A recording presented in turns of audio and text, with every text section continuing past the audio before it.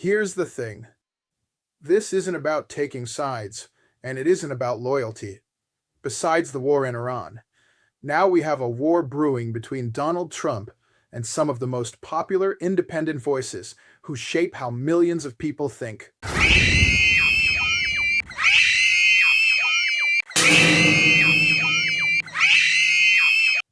Instead of picking a side, what about just picking a stance? You can love Donald Trump and hate something he does. You can loathe CNN, but clap when they get something right. It doesn't have to be all or nothing. Candace Owens, love her or hate her, is all in on what she believes. Isn't that all we can really ask for? I will forever maintain that the first casualty of the Iranian war was Charlie Kirk. I believe he was sacrificed by this death cult. Trump has done various deals with various kinds of devils. He is definitively surrounded by certifiable lunatics, one of them being Laura Loomer.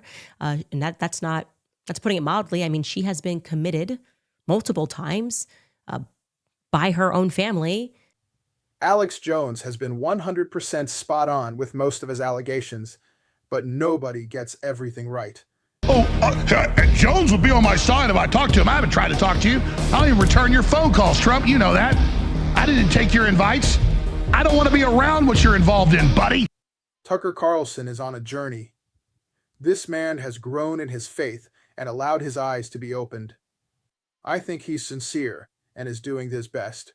It is totally immoral. Lying is bad. And because lying is now the currency of government, thanks to people like the people you just saw on the screen, some of us have lost track of this.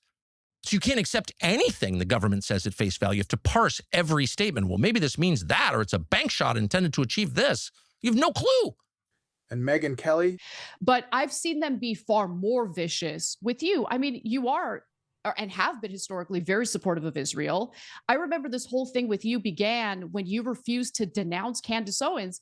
How about you're responsible for what you say and Candace is responsible for what she says? Period. End of story. Well, like Tucker, she's doing her best. Those voices are much different than the poison I hear coming from some of those on the left.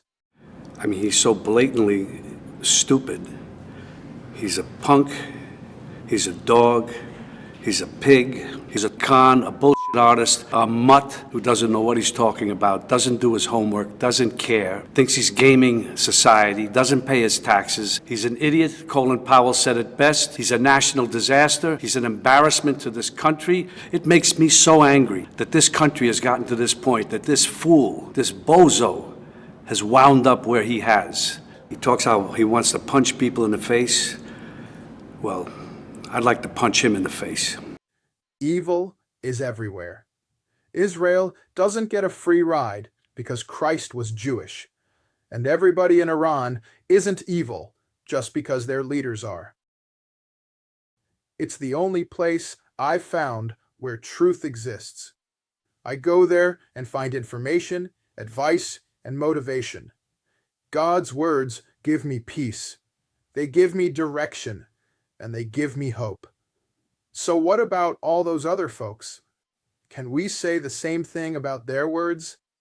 If you're gonna pick a side, well, the side you pick says more about you than any words could ever do.